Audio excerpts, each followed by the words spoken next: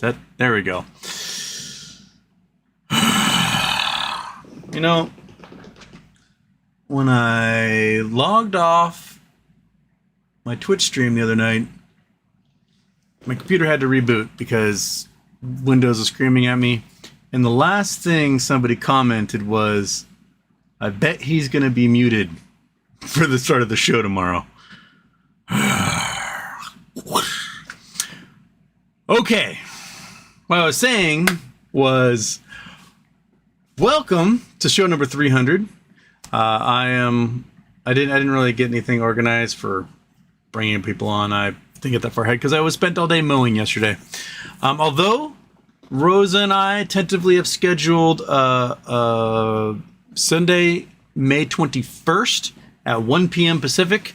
She'll come on and chit chat with us. So let's see what she has to say. So that's what, 10 days away? 10 days away. We'll have Rosa on. Yeah. So there we go. What was I going to talk about today? Oh, yeah. Elon announced he's stepping down. He's going to be the CTO, Chief Technical Officer, or Technology Officer for Twitter. And they're bringing in a new CEO. I don't know who it is. He inferred it's a woman, or implied it's a woman. So 6 weeks, he's not going to be CEO at Twitter anymore, which I don't think really matters much because he'll still be doing poorly thought out additions to the app that fail miserably because they're poorly written. So we have that to look forward to. The DTCC got busted, essentially giving away trading data to someone. We don't know who. And they're using that data to front trades and make a killing. So if they won't give that data to the courts, why would they give it to some individual? That's what I would like to know. So who is that individual? How'd they use it? And how'd they get it? I want that data. Why don't you give it to me? I'm a human being who trades stocks. I should have access to that data. So be curious to see where that goes. What else is happening? I don't know. It's show 300, man.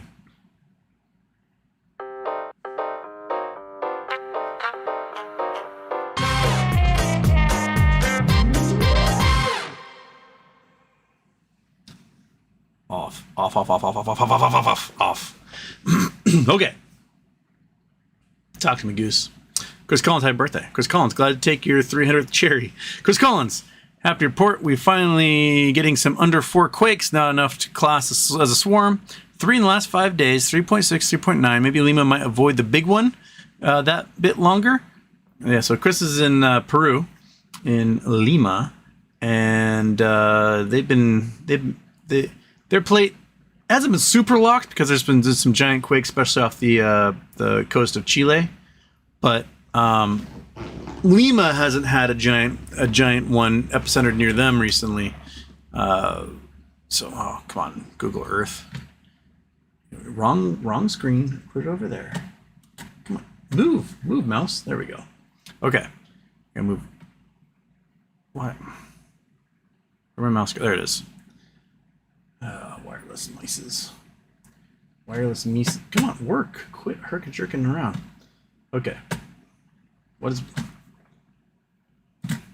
Are you dying? Is that what's happening? Did I not charge you and now you're angry? And I'm going to have to bring out a classic wired mouse wherever you may be. Where are you? There you are. Okay. Alright. Oh, the DPI and the wired mouse is a lot more sensitive. I'm not used to it at the moment. Okay. Yeah, click. There we go. Okay. Scene. Google Earth. Bam. Whoop. Okay, so come on. You got Lima up here. Lima's got it's pretty close to Continental Shelf. So if they get a rip along this fault here, along the subduction zone, they're going to get quite the shaking. There's been several that have happened in Chile since the 1960s. Not so many big ones up here near Lima. This is a gigantic subduction zone. I mean, it essentially goes all the way from Mexico all the way down to Tierra del Fuego. The big part of the trench is from about central Chile up through Peru and into Ecuador. So you're getting little quakes. Now, little quakes can be little stress relievers, or they can be foreshocks. We don't know. Before big quakes, generally there are little foreshocks that happen. But those are tiny little guys, those three point somethings, and also check how deep they are. If they're really, really deep, there could be just stuff breaking off as it goes into the melt pool for the magma chambers. But if they're shallower, keep your eye on it. Keep your eye on it for sure. Come on, click, man. I forgot I got rid of stopped using this wired mouse because the buttons just don't want to click. Okay. Lost Waves, new Tenacious D song is called Video Games. Okay, I still haven't seen Pick a Destiny. You haven't seen Pick a Destiny either yet, have you, Monkey? No, you have not. You've not seen it.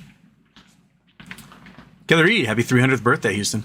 I'm not the only one saying this, but you have been a light and entertainer in these crazy times. Thank you with all your knowledge to share and inspire others. Well, thank you. Kelly Reed, also, Secretary Gary Gensler states, many hedge funds are receiving the vast majority of their repo financing in the non-centrally cleared market, where haircuts or margin requirements are not necessarily applied. Yes. So they're desperate to try and get cash. And they can't get cash through traditional means because they aren't using essentially AAA rated bonds. Anything below like AA can't count for anything. Their stocks don't count for shit. And they can't get 100% loans. So they're going out and they're seeking sketchy loans, probably from sketchy individuals in the sketchy gray markets. And that's a bad sign. If you got to go to a loan shark to get money, you're in trouble. So don't do that. don't do that. Don't go to the loan shark to get money. Kelly Reed, this might create greater risk in times of stress. Is Gary forcing margin calls to prepare for MOAS? It is boom soon.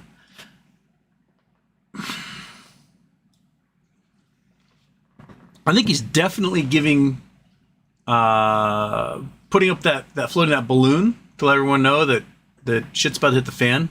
That they're starting to go from traditional, relatively low risk situations to untraditional, high risk situations, and that is a sign of desperation.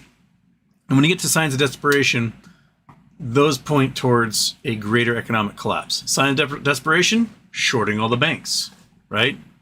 You short the hand that feeds you when you got nothing else left to short, and banks are the last man standing right before everything crumbles. I mean, I was discussing this the other day.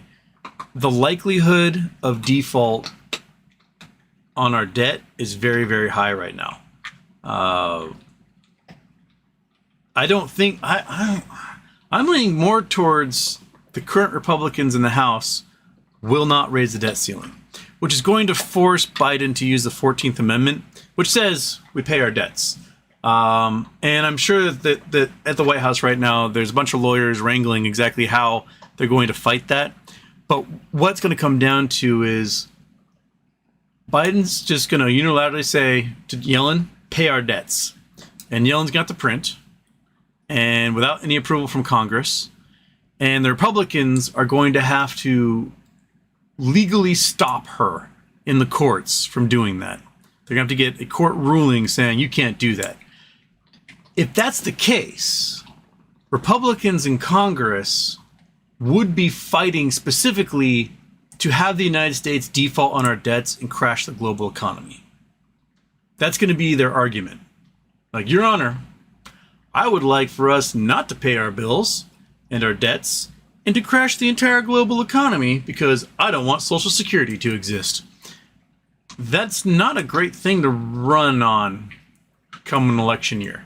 Like, yes, I, Kevin McCarthy, re-elect me for Congress because your family is eating expired cat food.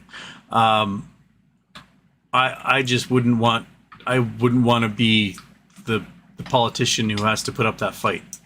But I think they're dumb enough to do it. Yeah, if you're an old person and you're on Social Security, I hate to say it, but you might have to look for a job. Might have to get a job. Because if we default on our debts, Social Security doesn't have any money anymore. Social Security's investments are U.S. Treasury bonds. The largest purchaser of U.S. Treasury bonds, the largest purchaser of U.S. debt is the Social Security fund. And if that debt isn't worth anything, and they aren't getting any money out of it, then you aren't getting any money out of it. So just keep that in the back of your mind that you might have to become a Walmart greeter or something, or I don't know, work at the local toy store or shovel coal. I don't know what you have to do as an old person, but one of those things.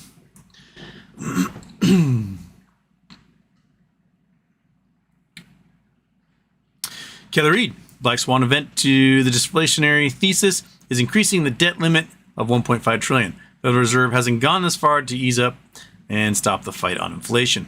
Federal Reserve is stuck in a rock and a hard place. They will continue rates. It's their fault.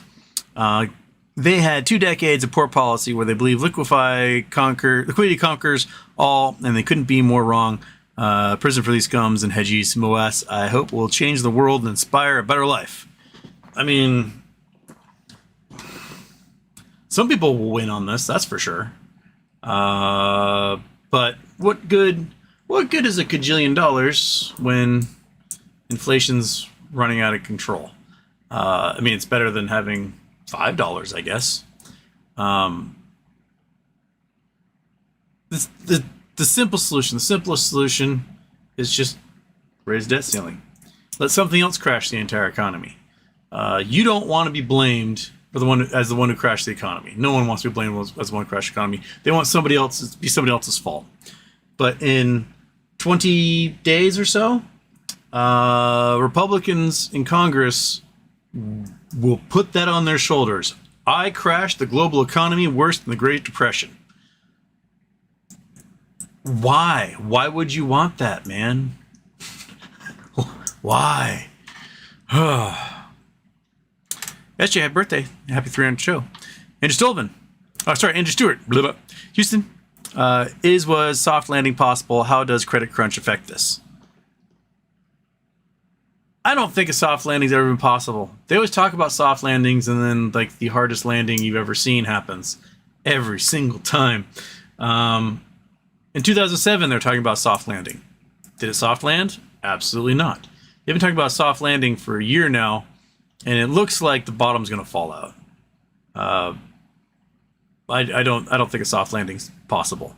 And the credit crunch is absolutely insane because so many households right now are living off of credit. They don't have the means to afford their lifestyle.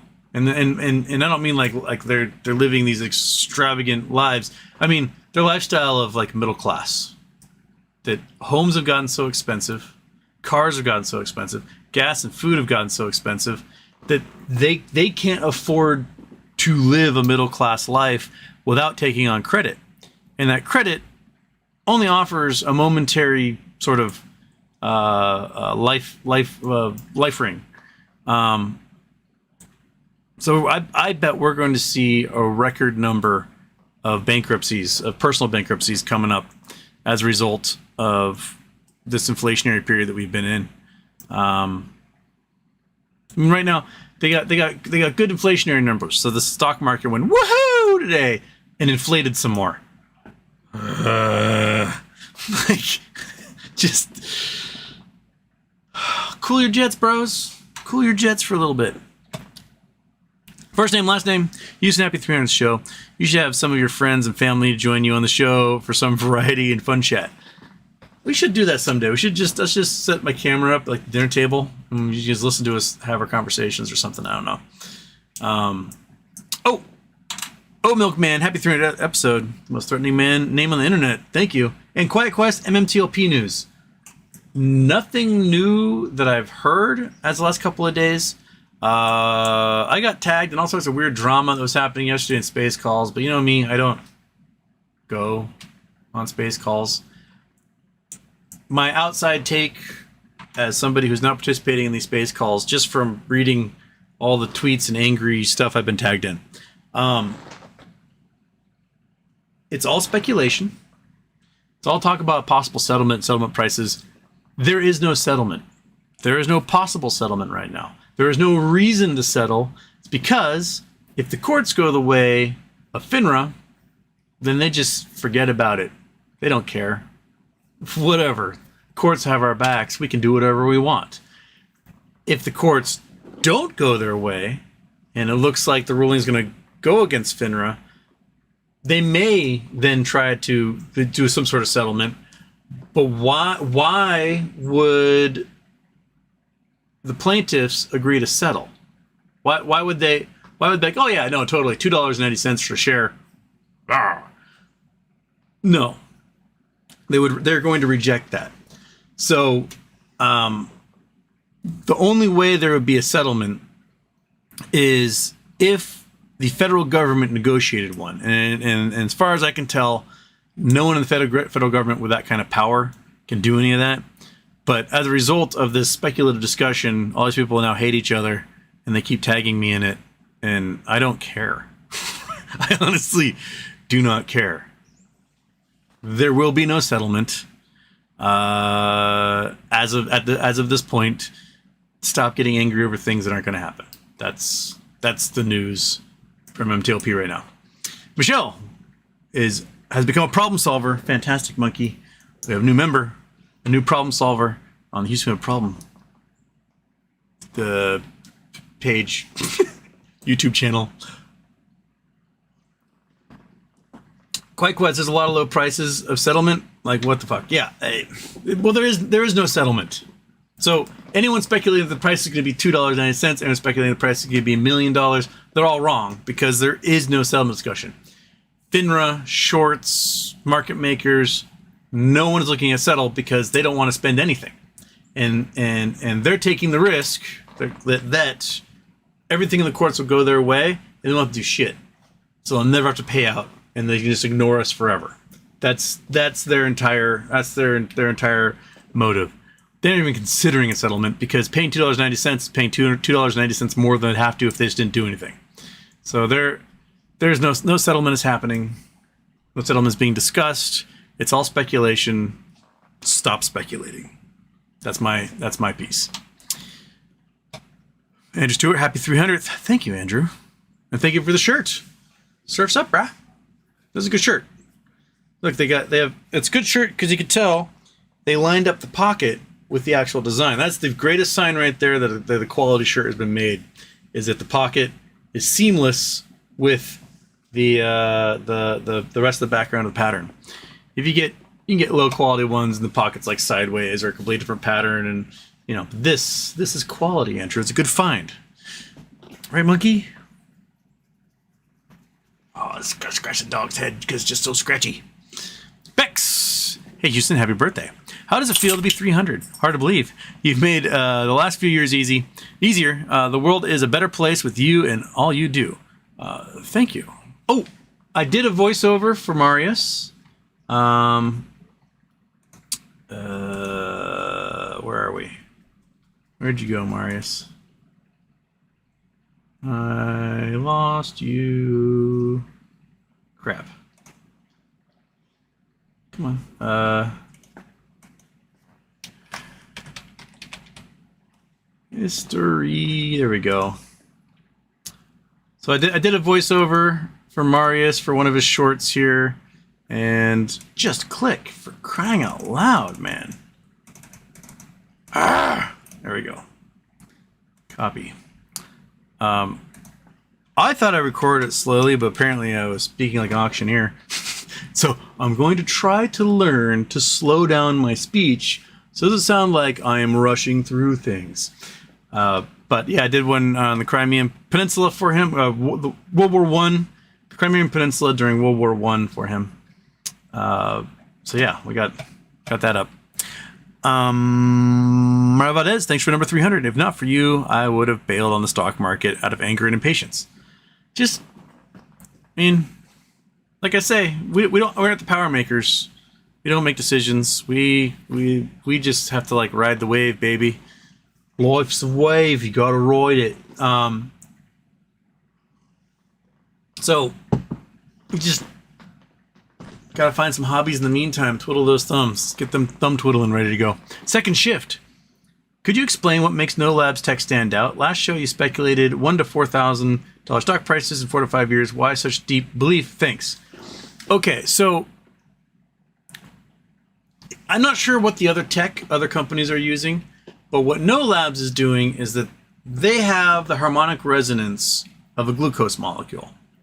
And they have a little wristband that goes on your wrist and broadcasts in radio frequencies that harmonic wavelength. It gives off a reflection, which then is picked up by the antenna, and it can measure the parts per million glucose inside the bloodstream of people. Now, previous tech tried to use light, so pulse oximeters, the little things that go on your fingers, they have a little red laser on them. They go on your finger to measure the blood oxygen content. Well, those work great on white people, but they don't work very well on brown people. So there's a limit as to the ability that you can do for looking for certain things using visible bands of light. So the tech that No Labs has, it works regardless of skin color.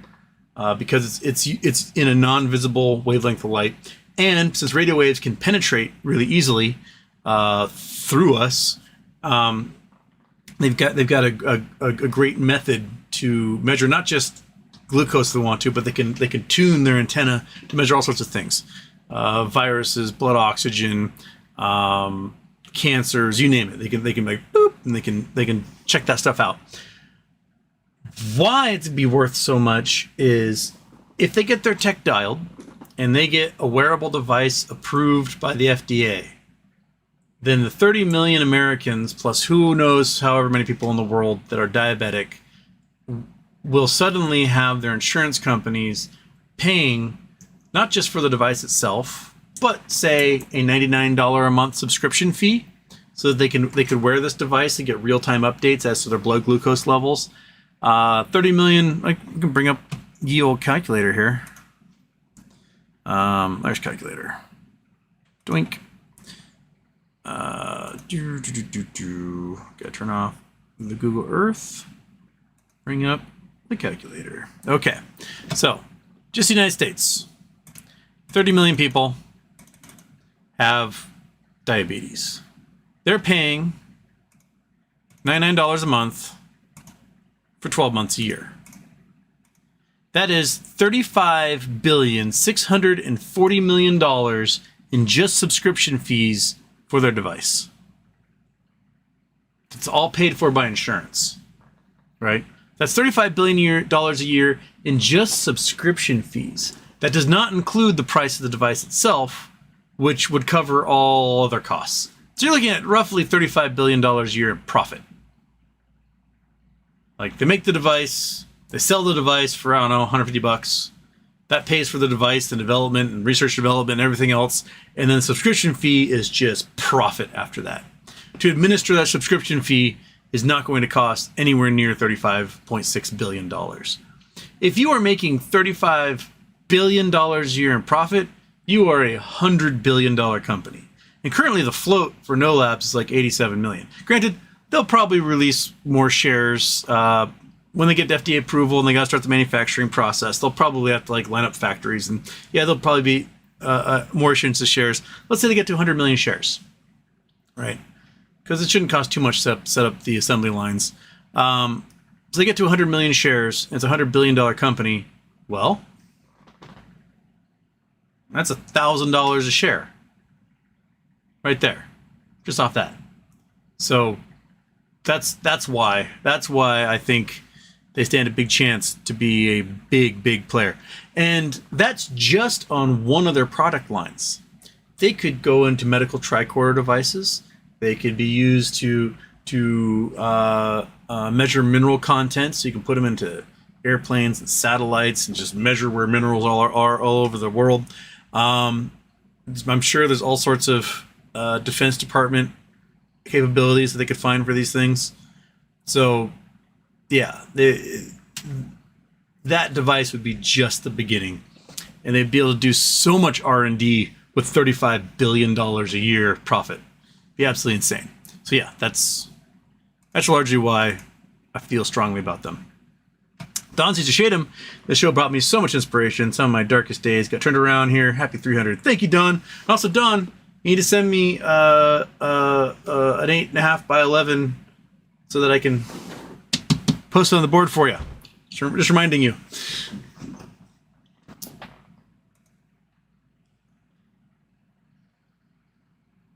Julianne, start taxing windfalls due to retailers, manufacturers jacking up prices ridiculous high and making record profits, and maybe they will both reduce the deficit and inflation to boot.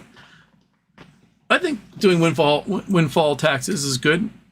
I mean, if you're an egg company, you know, provide eggs to grocery stores, and you're complaining that there's a giant shortage of eggs, therefore you gotta raise prices, and you make 781% improvement on profit, that's not due to a shortage of eggs, that's due to price gouging.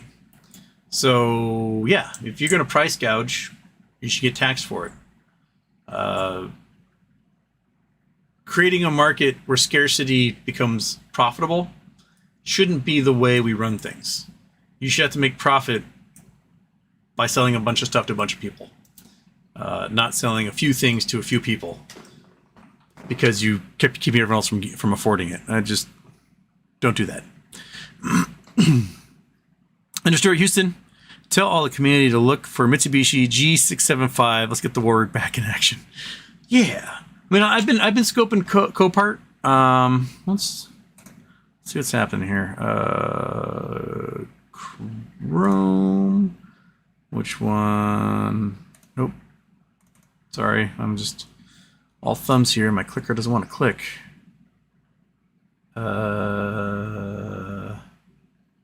That's what I want. Okay. You guys ever visited Copart?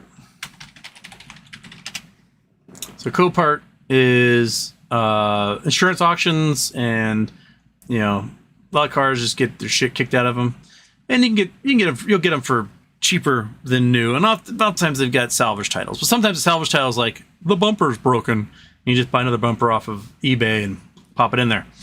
But you can search for 2003 Mitsubishi Montero.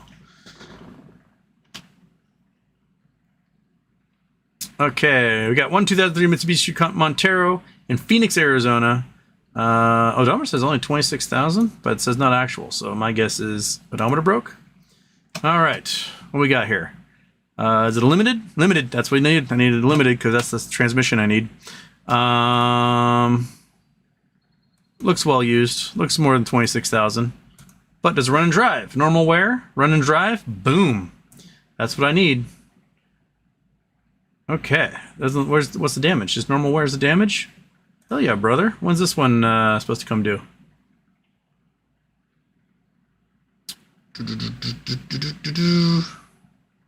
Where's the date on you? Time left 3 days, 20 hours. Well, shit. How'd you spring up on me? I didn't know about you. And no one's bid yet? On approval. Those ones usually shady. Is license required? Bid status. Not seeing anything about license being required. Well, heck. That might be new war rig right there. Get that bad boy as long as it's running and driving. Hopefully it's not going sputter, or it's got ticking from the lifters again, or rod knock. All right, I'm going to keep that one in the back burner there. But, yeah, so like this is a salvage title. Okay, whatever. I'm going to be ripping everything apart anyway and building out a massive... I mean, you got to cut out probably 4 or 5 inches of the wheel wells, both front and back, rip off the front bumper, rip off all these little step side things, and put in our rock slides, and put in the new rear bumper and snorkel and everything else that's on the current war rig. But I'll take it. Boat's got fancy upgraded headlights. These are way better than the shitty ones that are constantly fogging over on mine. So somebody put, these are like $700 in headlights alone right there. I will take that. Looks like they did get a little front bumpers uneven, so, you know, whatevs. Yeah, so there's that. Copart's great. You sometimes might get a piece of shit that they say is running and isn't, like I bought this summer. I got 2006 Porsche Cayenne GT, sorry, Cayenne S, and they're like, yeah, it runs and drives, and the engine was seized. I'm like, give me my money back. I did take a lovely trip down to Portland, where it's like 900 degrees, and that was a day. But yeah, Copart's great. So I'll have to check on this. On approval, that's the problem. On approval, they always want, like, you bid $1,000, like, no, I want $2,000. The car will sit there for another 3 months.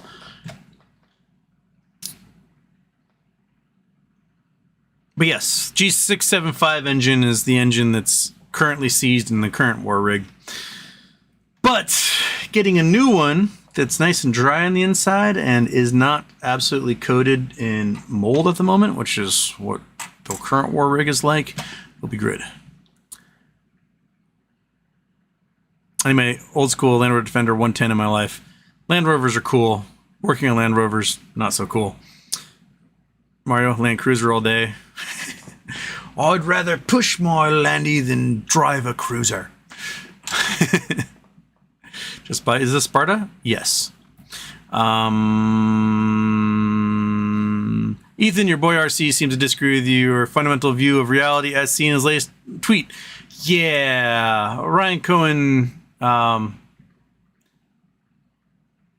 he made a tweet basically implying that COVID wasn't that deadly and that there's no reason to shut everything down. The problem with that tweet is that the numbers are wrong. When they say like 99% of people recovered, no, they didn't. Before vaccines, 2 to 5% died. So 99% did not recover. Not only that, but to this day, there's places like Mitsubishi. I'm sorry, Mitsubishi. What is it? I'm not saying Mitsubishi. Places like Mississippi and Alabama and Arkansas, where like 1 in 240 people died total in the entire state from COVID. And this is considering that a majority of the population has managed to get vaccinated, and yet they still had, a couple hundred die overall. No. Pandemic was brutal. Pandemic killed a lot of people. Would have killed tens of millions more. Just the United States, they're saying the vaccination saved 6 million lives in the United States. 6 million. That's probably an underestimation. So, yeah. We had to shut down until a vaccine came along because that's what you do when you have a novel virus pandemic. Not only that, but like the people who have long COVID, which is 1 in 5. 1 in 5 people who got COVID have long COVID. Their brains are have holes in them like sponges. They've shriveled up. They've dried. They're having cognitive problems, memory problems. Can't problem solve. It's just not. It's not good.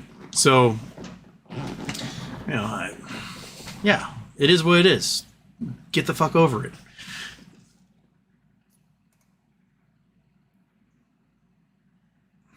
There's a reset of the chat again.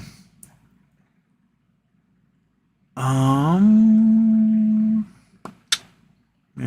goodness gracious. Oh, that's everyone yelling at me. Okay.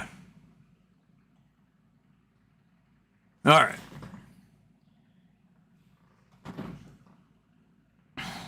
Mario Valdez built his wife 2017 4Runner. Came out pretty nice. I would love to have that. Wild, happy 300th birthday. Your buddy's coming up, right? Your birthday's coming up, right? Also, No Labs earnings are next week. Curious to see their numbers. I'm sure No Labs doesn't have much earnings at all. because they don't really have any products that they're selling yet because they're still in development. So it's going to be like, hey, we spent a bunch of money is what their earnings are going to be. The earnings will get interesting after the FDA approval.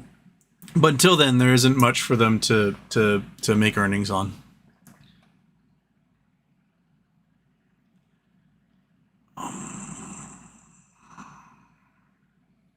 Crispy 101, happy birthday, Houston. Looking to load up on a company that shall not be named on the Canadian exchange.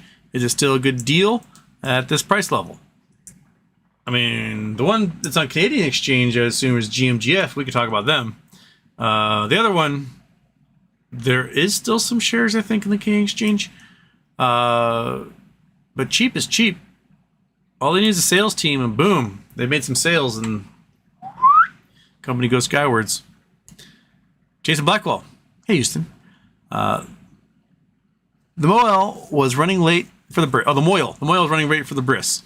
Grandma Polite mentioned it was supposed to start 30 minutes ago. The Moil picked up the knife and said, it won't be long now. Oh, Jesus. You guys don't know what a Moil is?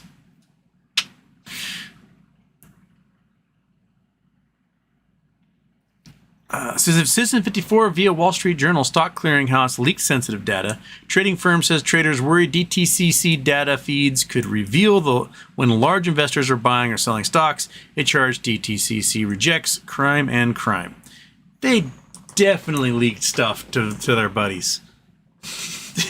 We know that these self-regulatory agencies are full of criminals, and they will gladly take any advantage they possibly can whenever possible. And then they'll go, we would never do that, and argue in the courts that they can't be sued. So that's what it comes down to. Andrew Stewart, Jason Blackwell took way too long for a short joke. G-Funk, congratulations on a 300. Thank you. B-Ball 3710, what type of home filtration is safest, most effective? Talk to your HVAC guy? No, something with a HEPA filter? I don't. Other than that, I don't know. Speaking of which, I should probably swap out the filter now that winter's over. Yeah, I gotta swap out the filter.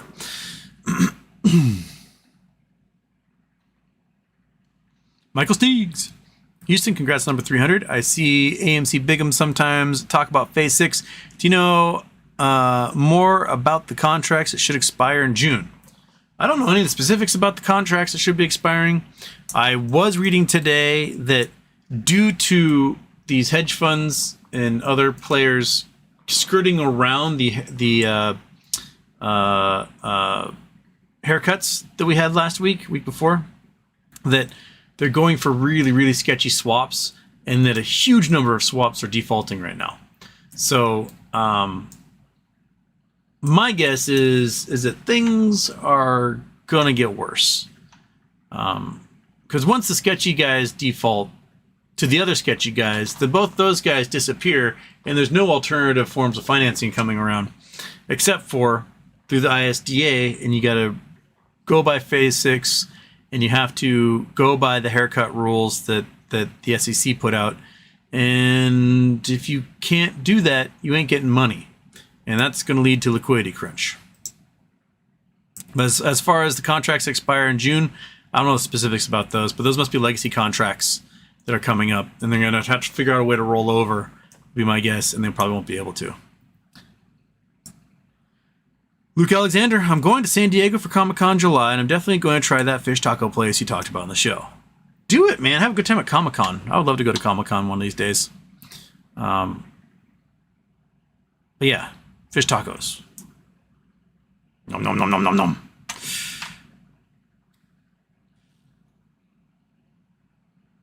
Daniel Batchelor, why does Piglet always smell? He plays with poo.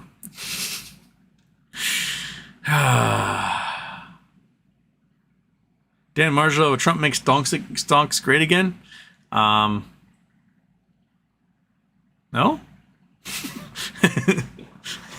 No. Citizen 54 debt ceiling meeting between congressional leaders and Biden delayed. The meeting set for Friday has been postponed until next week, sources said, as the U.S. seeks to avoid first ever default.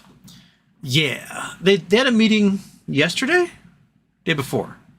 There was a great, I mean, White House press briefings are normally boring as shit, but there was a pretty funny moment yesterday where I'm not sure who the reporter was, but she asked Biden, she's like, why aren't you willing to agree to Kevin McCarthy's demands to get the debt ceiling passed? And he's like, well, what are his demands? She's like, well, you're not agreeing to them. He's like, no, really, tell me what his demands are. She's like, well, I know he wants to cut stuff. He's like, and cut what? I don't actually know. He's like, there you go. if you don't bring specifics to your deal, then how are people supposed to agree to your deal? And we know that Kevin McCarthy, his goal is to cut Social Security. And I'm sure there's people on Social Security watching the show right now. Of the 203 and change of you that are in here, there's someone in here that's on Social Security. And do you want Kevin McCarthy to eliminate your Social Security? You've been paying into it your entire life. I've been paying into it until my entire life. Well, if anyone wants to take that money and disappear it, where's it going to go? What's it going to be used for? Why is your money going to vanish?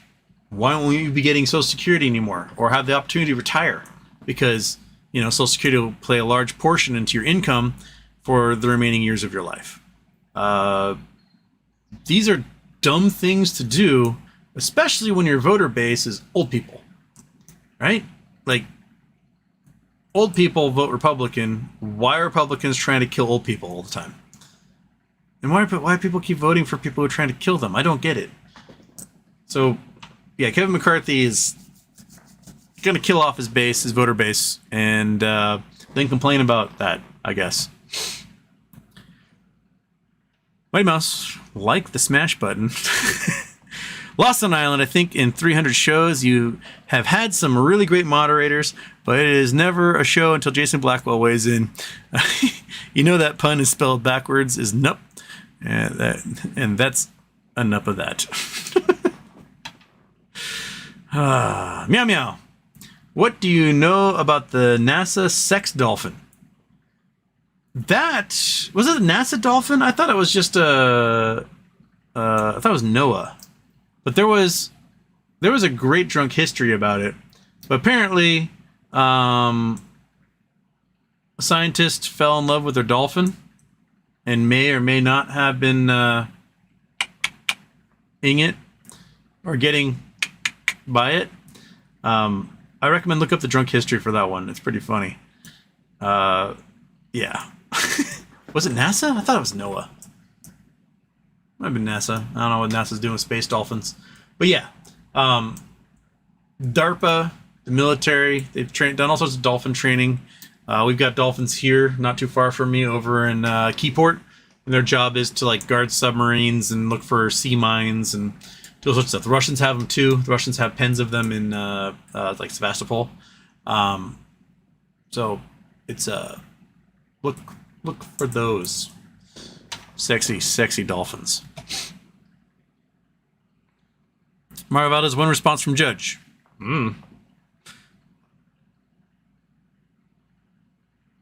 Michael O'Hara, does a GameStop NFT tweet in Morse code have any significance? I have no idea about a NFT tweet.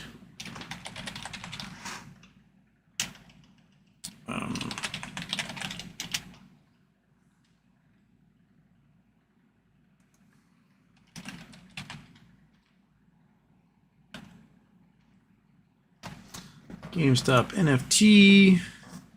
Let's see here. Buck season.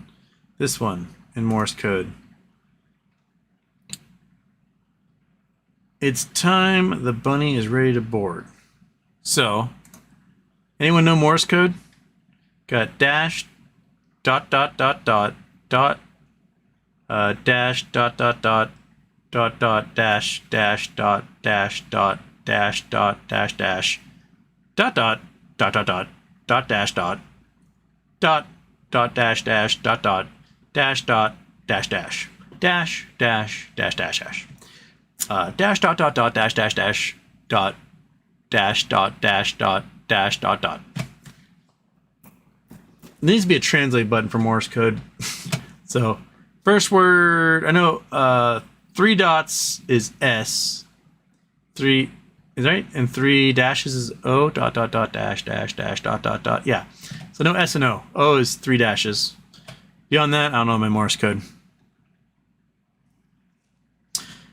Meow Meow, do you think Elon will consult with NASA before he fakes his Mars landings? The easiest way to fake a Mars landing would be to kill the entire crew. Because they're all going to die anyway. If they land on Mars and they aren't like suffering from all sorts of debilitating things, then you know that they faked it. So you gotta look for the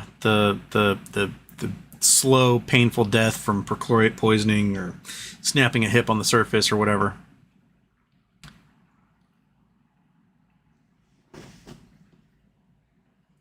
HW, can you please pull up the House Ways and Means site, find the Limit, Save, Grow Act, and take us through it quickly. There's no mention of Social Security. Thanks. Oh, you're talking about like that Kevin McCarthy doesn't want to cut Social Security.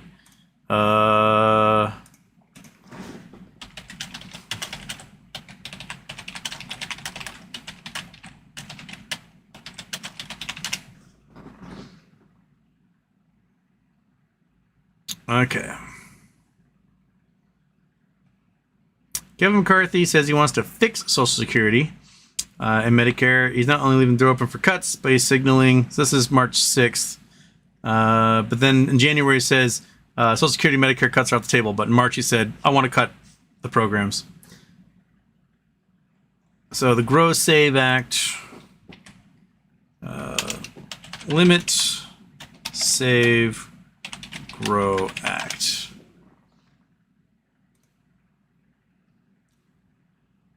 Okay, well, let's look at it.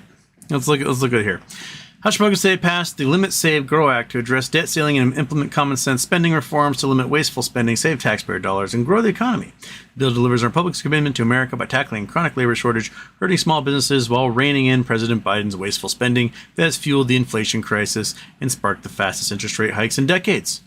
During the debate on the floor, the U.S. House Representatives Ways and Means Chairman Jason Smith highlighted how this bill will help working-class families afford groceries and end the labor shortage killing Main Street businesses, while rolling back Democrat handouts for wealthy billion-dollar corporations and the Chinese Communist Party. Okay. What's in it? Background. Ends green handouts to China, the wealthy and billion-dollar corporations. Limit, Save, Grow Act protects taxpayers by cutting hundreds of billions of dollars in special interest green energy handouts that are flowing into the pockets of the wealthy, the Chinese Communist Party, and billion-dollar corporations. The cost of green subsidies 3 times original projection. These special interest tax breaks will cost up to 3 times more than what Democrats claimed they would when they sold the Inflation Reduction Act to the American people. The Joint Committee on Taxation, which initially estimated IRA's green subsidies would cost $271 billion. Now project the cost will cost more than double to $570 billion before including the additional cost of electric vehicle subsidies. Other independent analysts tag the price of the IRA's special interest tax breaks at over $1 trillion.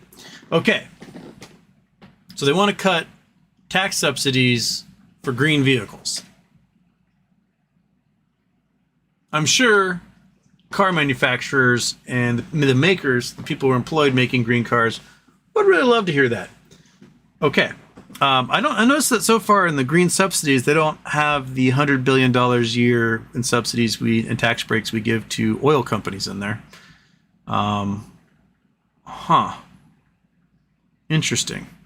So in 10 years, we give $1 trillion in tax subsidies to oil companies, but they don't mention that in there. So why no cut in tax breaks for oil companies, but cut in tax breaks for companies that make things that don't destroy the environment?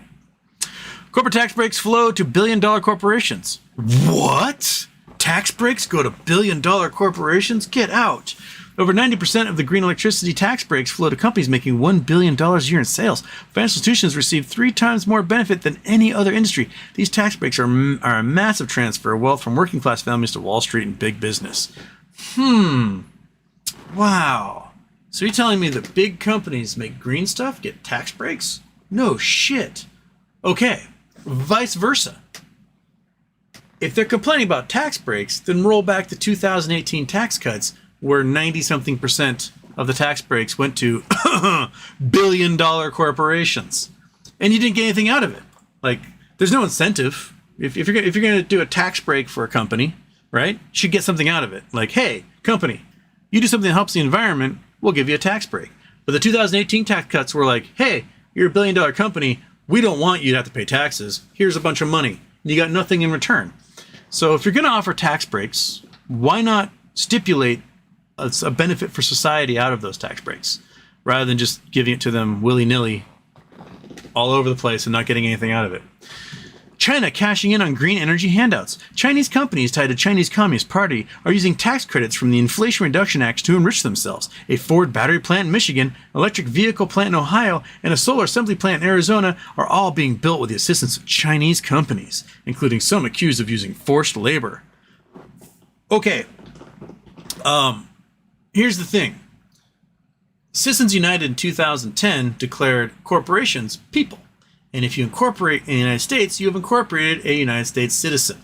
So if the Chinese Communist Party is making wholly owned subsidiaries here in the United States, they are creating U.S. citizens. Because Republicans love the Citizens United decision from 2010. So if they don't want these Chinese companies to get these tax breaks, then repeal Citizens United, ding-dongs. That's all you have to do, right? You don't want them to receive these tax breaks? Then don't allow them to become U.S. citizens by incorporating in the United States. Problem solved. EV tax break is handout to the wealthy. Families making $300,000 can receive a $7,500 tax break to buy a luxury electric car. Well, so can families making $40,000 a year. They can get the exact same tax break. Because the point is to encourage people to buy cars that produce fewer emissions. That's the entire point of the tax break.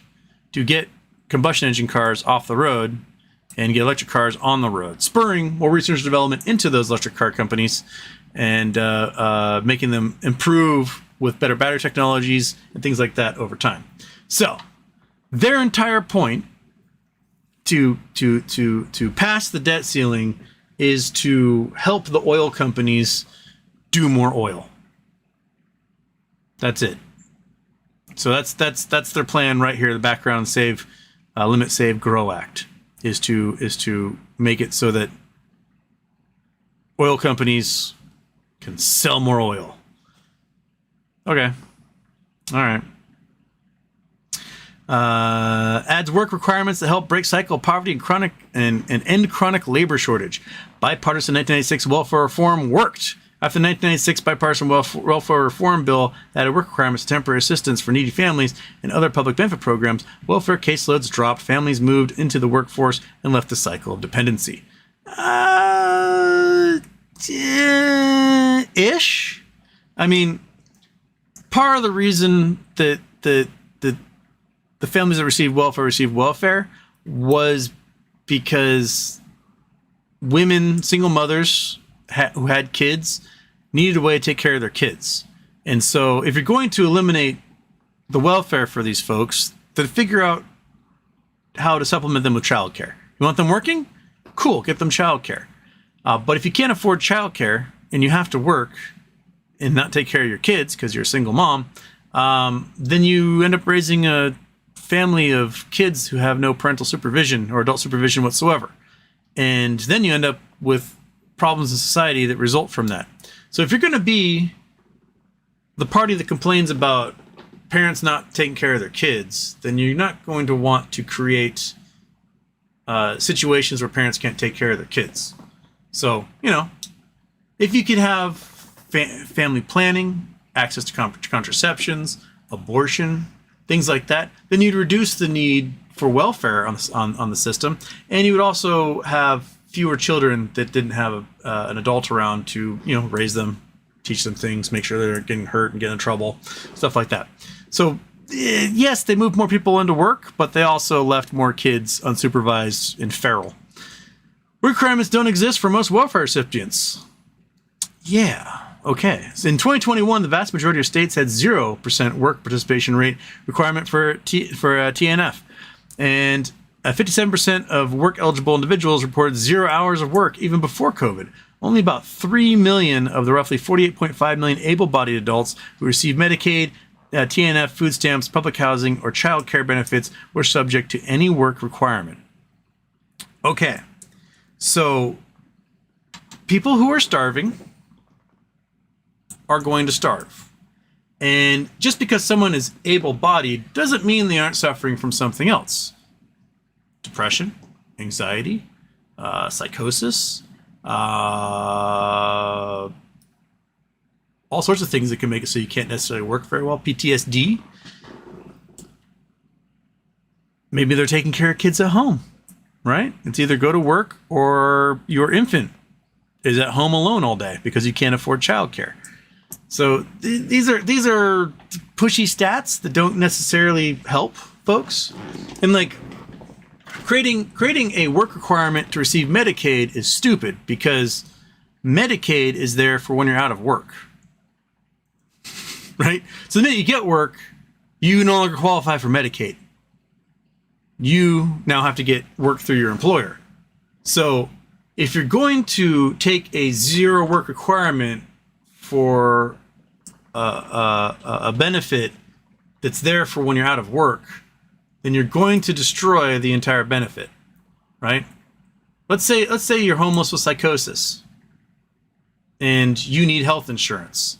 And some social worker managed to get you an address at a shelter and they're able to sign you up for Medicaid. And the Medicaid comes along and says, all right, crazy person who has no home and no shower and no access to regular food or anything else, you got to work or else we're going to take you off your insurance.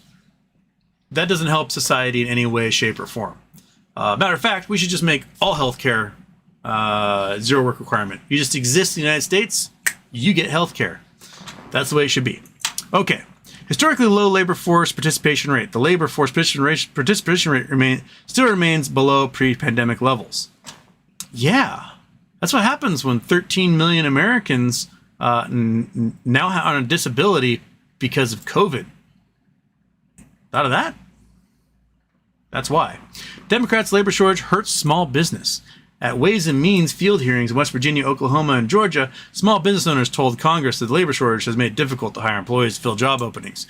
Yeah, when you kill off 1 million Americans and 13 million more have permanent disability due to the novel virus pandemic, which you were doing nothing about stopping the spread of, and then encouraging people not to get vaccinated, things like that happen. Also, if you want to add in the fact that you're making it harder for immigrants to come to this country to fulfill those roles that we need done, and like I said, United States, in Seattle alone, we need 50,000 restaurant workers in Seattle. Those jobs used to be taken by immigrants. And those immigrants aren't coming at the numbers they used to because we restricted the number of visas available. We made it harder for them to come in and on low skill visa programs, making it harder for people to declare amnesty and come here. But we don't have the birth rate to support the jobs that we require, because Western nations just aren't birthing kids at the same rate as they were before. So we import people from around the world to fulfill roles in society. And if you are the party who's implementing, making it harder for immigrants to come to this country, then don't complain about not having workers. It's that simple. You want workers? Well, let them come in. Ta-da! Problem solved. So far, Kevin McCarthy stuff is bullshit and has nothing to do with passing the debt ceiling. You pass the debt ceiling because you have to pay the debts you already took on. That's why you pass the debt ceiling. Okay, and that's it? That's all they have? Yeah, bullshit. So Kevin McCarthy is going to crash the entire global economy because he wants people who are physically or mentally unable to work, and he wants to ensure that we don't do any research and development into improving technologies so that we don't all burn to death via global warming. So those are Kevin McCarthy's reasons for not passing the debt ceiling: is kill the old people, kill the infirm, and make sure that we all die eventually in the end from massive global warming. So, okay, there we go. Yeah, right here, there's nothing. I'll be honest, there's nothing on Social Security in this. but not like he hasn't tried. But you go down here and you talk about cutting things like food stamps, Medicaid, public housing, childcare benefits. We need more public housing. We need a lot more public housing. We need probably 40 million units of public housing across the United States built now, like yesterday. So he wants to cut programs that would benefit people in our society. Like, don't complain about homelessness and make it harder to get public assistance. Those are antithetical to each other. They oppose each other in a way that doesn't make any sense. Oh, yeah. You're out of work, you need help? Well, you ought to get a job if you want help. Well, if they had a job, they wouldn't need the help. Right? So, yeah, this is a dumb bill. And it defeats a huge piece of legislation that's going to employ a fantastic number of people. The Infrastructure Reform Act will get tons of people working, and if you're going to cut those programs, then why you say it's going to save jobs if you're going to cut programs that are producing jobs?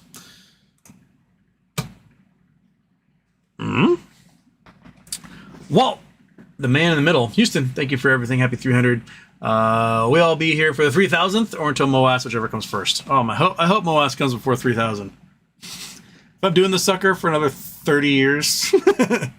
Oh.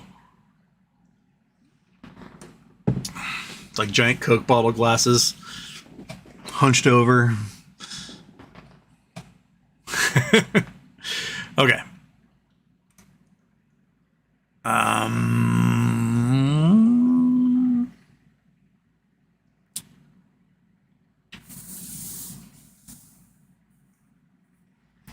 Where am I? Oh, I'm down here. Okay. That's the Morse code one. I have no idea what the Morse... Everyone knows what the Morse code means. Pop it up there. You can do a search for it. I like. And then there's everyone yelling at me that's muted. Sigh. Artemis finally caught alive. We already have a problem. Muted.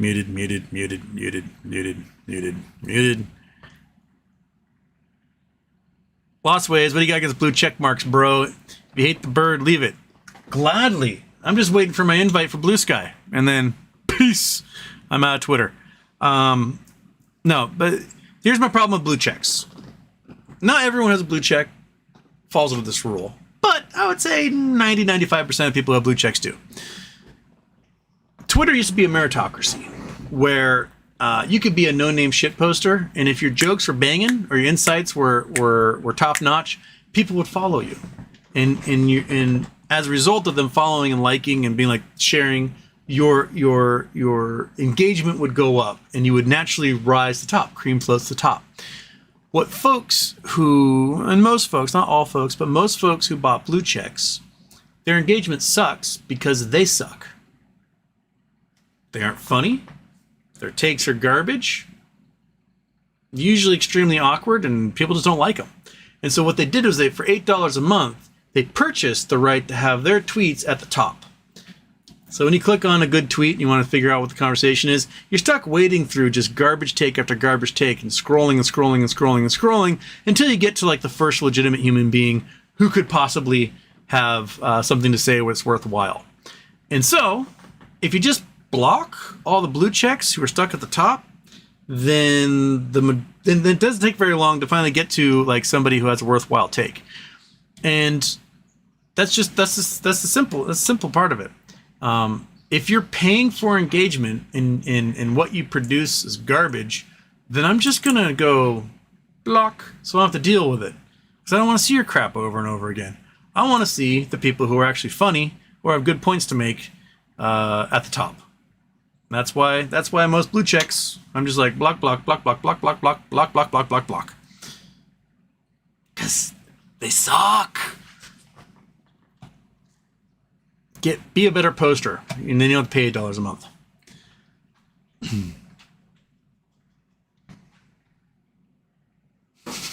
dirt, dumbass clown.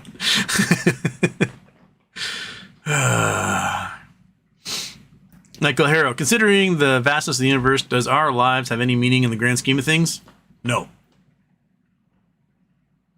The universe does not even know we're here. And that's, we have to just focus on our little microcosm here on Earth. It's like thin film of slime that coats the surface of this planet, because that's all we got, baby.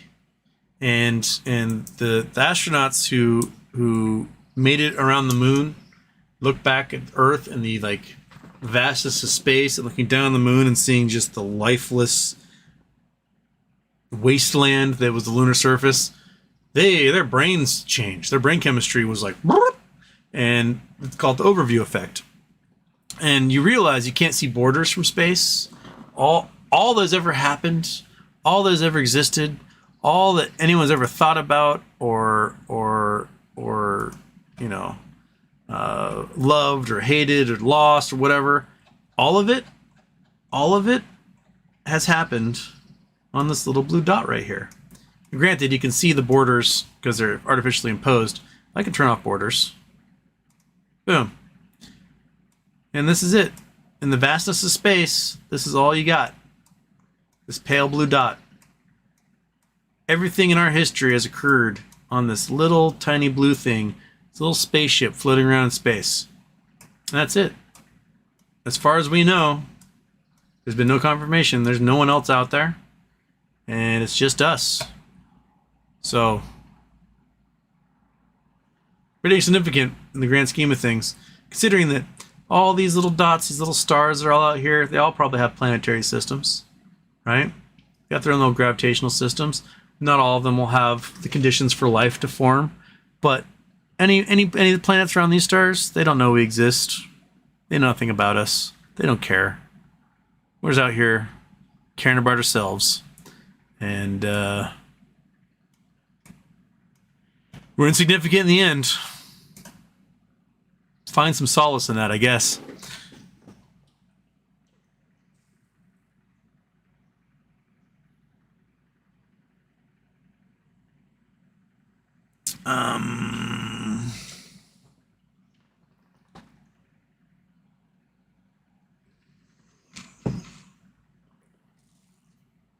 Andrew Taintot. I'm 100% shirking off work responsibilities right now for HW number 300 live and in the nude. You don't know if I'm wearing pants. Or you in the nude. Andrew Stewart, Houston. Who is getting you those hideous shirts? Take them back out, shoot them. You. All right. Snort Alert, congrats on 300. Thank you. William Lobach, Houston. Congrats on 300. Been here since the first. I'm moving to Pensacola. Any precious gems, minerals worth hunting that you know of in the Panhandle? There are none. Your best bet in the Panhandle is get on a metal detector and hit the beaches and look for like tennis bracelets from, I don't know, University of Alabama sorority sisters who drop them there when they go on to the beach. That's probably your best bet. Maybe some rich Navy pilot wives leaving behind wedding rings. I don't know, but that's probably your best bet. That's the only thing you'll find, because otherwise it's just limestone, coral, more limestone. Might get a shark's tooth. Get some of those.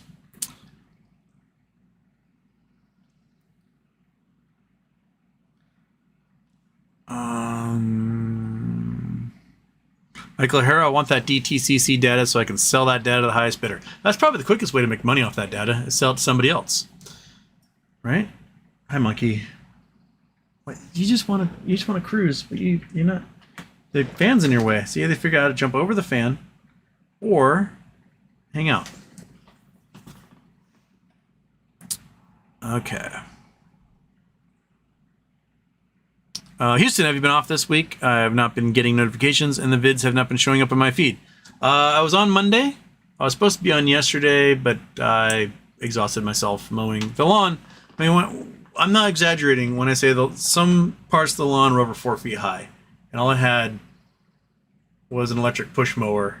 Basically, I had to pick the lawnmower up and set it down on the grass to slowly like chop it up as it goes down. I did like 30,000 steps mowing yesterday. 7.5 miles to mow what the portion of the lawn I mowed yesterday. I need to get that riding lawnmower fixed. My roommate's fiance is mechanic, and he's promised he's going to help me figure out why. It's a simple little motor. It's either fuel, air, or spark. And it gets a spark. I checked the carburetor, seems to be getting air. Maybe the fuel pump, but it didn't seem bad to me when I looked at it, but I don't know what I'm doing. So we're going to figure out which one it is and get the riding lawnmower done. And then, it's got a 48-inch wide deck, which is more than 2.5 times as wide as the crappy lawnmower I'm using. So, right, Monkey? Yep, she agrees.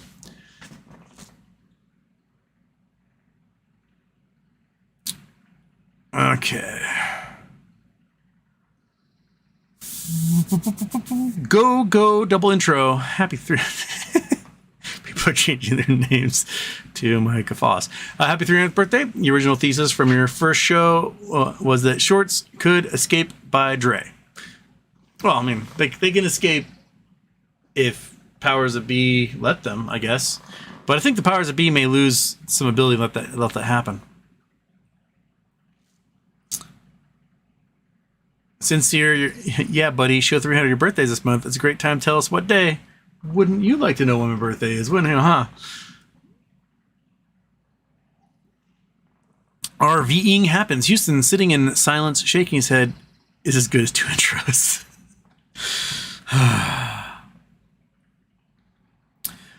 Go double intro. Happy 300th birthday. What is the likelihood that MMTLP is resolved this year? I think it depends upon how the Northern District of Florida, whatever ruling or mumbling that they finally do is. That, to me, will give us indication if it can be resolved this year. If they're like, nope, they're immune to everything, which is the wrong legal opinion, then it's got to go before a panel at the Court of Appeals. And the Court of Appeals, I don't think, would be like, no, they're immune to everything. Because they can see clearly that FINRA has been successfully sued in the past. So if they have absolute immunity, then why have they been successfully sued? I'm sure in those cases, FINRA ruled they have absolute immunity, right? And the court was like, I don't. So how did that happen, and how would they get absolute immunity now? If the Northern District of Florida court says you don't have absolute immunity, as a matter of fact, it's a reasonable request that you provide this data for Mr. Will, and so provide that data. Well, they're gonna have to provide that data because they've had to do it in the past. They've been compelled to do it in the past. So let's do it now. If that's the case, the data is going to show that they fucked up. I mean, we've got recorded phone calls with various brokerages all saying that FINRA fucked up. We've got FINRA themselves blaming the extraordinary event being the settlement couldn't happen. The extraordinary event being a glitch. We've got FOIA emails showing that they knew that there was fraud going on. And we've got level 2 data showing that within 500,000 shares, 500,000 volume on Friday, December 9th, we would have been in the thousands of dollars a share. So it would have rocketed like nobody's business. And what they did was specifically to keep it from rocketing. And that is putting their thumbs on the scale and removing the risk from these short sellers who are selling shares illegally. They're selling shares that don't exist, which is why it was on the threshold list for more than 40 days in a row. And FINRA's like, those FTDs don't mean anything. No, they literally mean shares were sold that didn't exist and were never delivered. That's what they mean. And they're ignoring the meaning of that. And they're lying to the court about the significance of that. So the minute the court is made aware about the number of shares that were sold illegally and that FINRA closed the ability, halted the ability for those shorts to finally make good on their promises, I think it's going to go our way. So yes, I think the chance right now, I would give it 60-40, the chance that it could be resolved this year. I would say 60-40 the chance it could be resolved this summer, if that's the case. But granted, they'll drag their feet and not want to provide discovery. So it may take a while to get it out of them. It may have to take some court orders compelling them to give it. And Rosa may have to like, was it the remit the corporeal form, however that thing is, like be like, hey, they haven't provided what they need, so issue a warrant for the head of FINRA. Oh, I would love that. Hi, kitty. Come on, here. Come on. There we go. Yeah, you're here. Woo! Cattail karaoke! Okay, there goes Cattail, getting his little perch on the desk there. BOFH Houston, just saw the start of the show, watching at 1.25 speed to catch up. I love how you can see the exact moment you die and say you realize you were muted.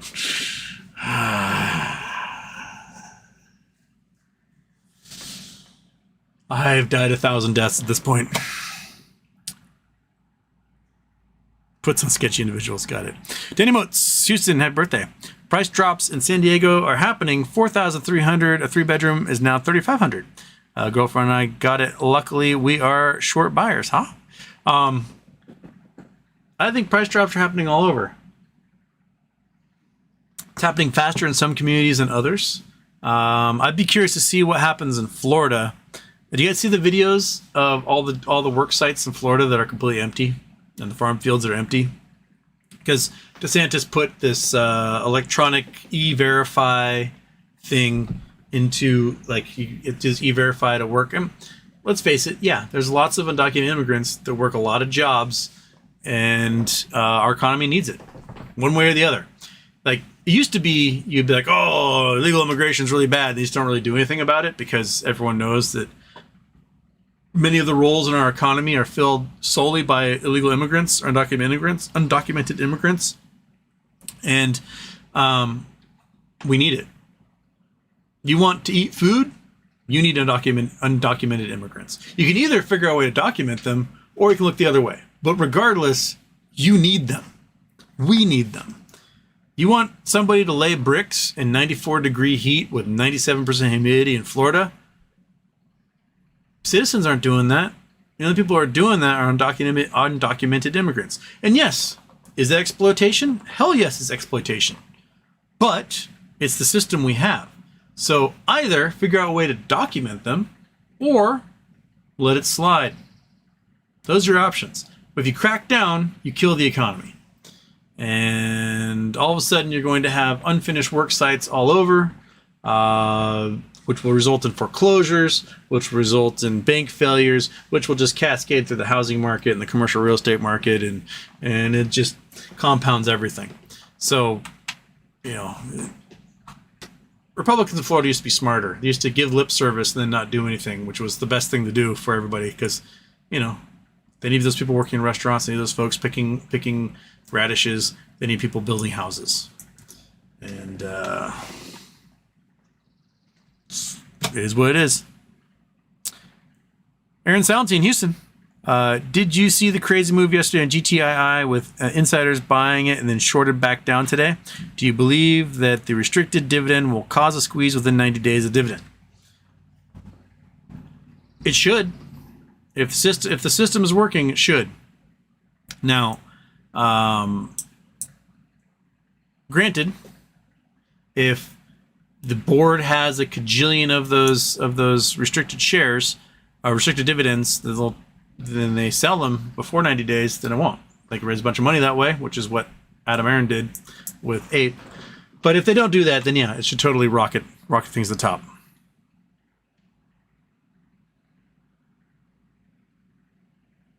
Georgia Hurd, I learned about your channel around episode 200, and look at that.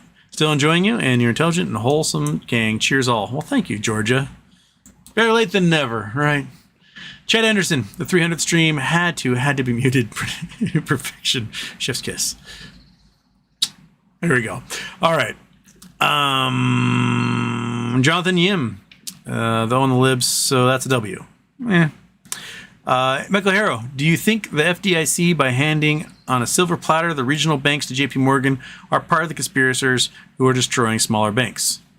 I mean, they have a choice. That's the thing. It's like, if these banks are suffering so much deposit withdrawal, and their stock price is hitting the floor, the FDIC has no choice. Now, if JP Morgan's the only bidder, and even though JP Morgan's not supposed to be the only, they aren't supposed to be taking this stuff, and no one else can take them on, then, I don't know, we're going to have federal banks, I guess. Who was it that sent me the data showing that even the big banks have lost like $475 billion in deposits? Someone sent that to me yesterday, and I can't remember who it was. But even the big banks are losing depositors like crazy. Wells Fargo, JP Morgan, Bank of America. Those big three have been losing hundreds of billions of dollars in deposits. And that's probably because people don't have money. Right? Savings were up during COVID because they weren't out spending and they were getting some money from the government and, hanging out and fixing your deck and doing gardening and doing whatever else you were doing in a little mini retirement during that year. And then all of a sudden things got expensive. Whatever you had saved, gone. So it's probably a combination of people pulling out and people losing their money.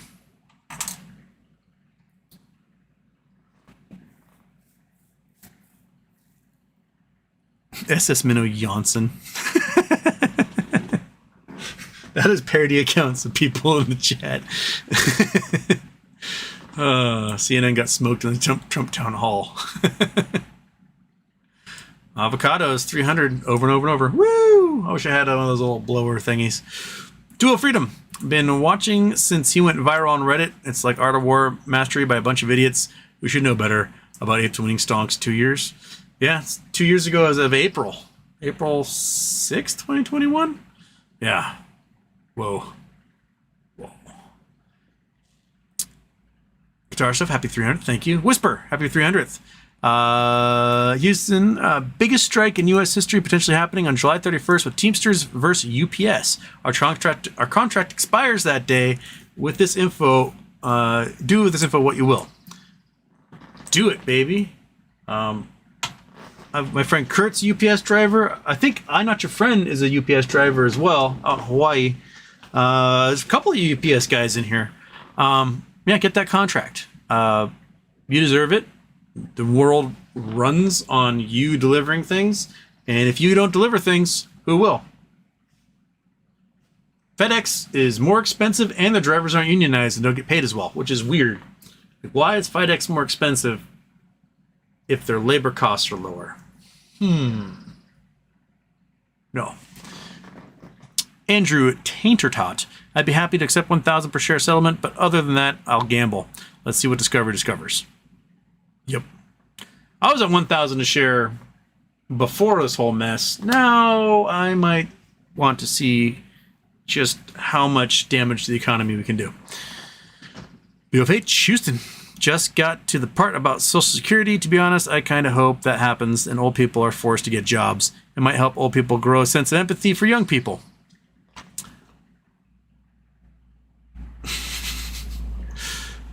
Get to work, old timer. Being yelled at by your 19-year-old boss at McDonald's. Gertrude, you left those fries too long in the fryer.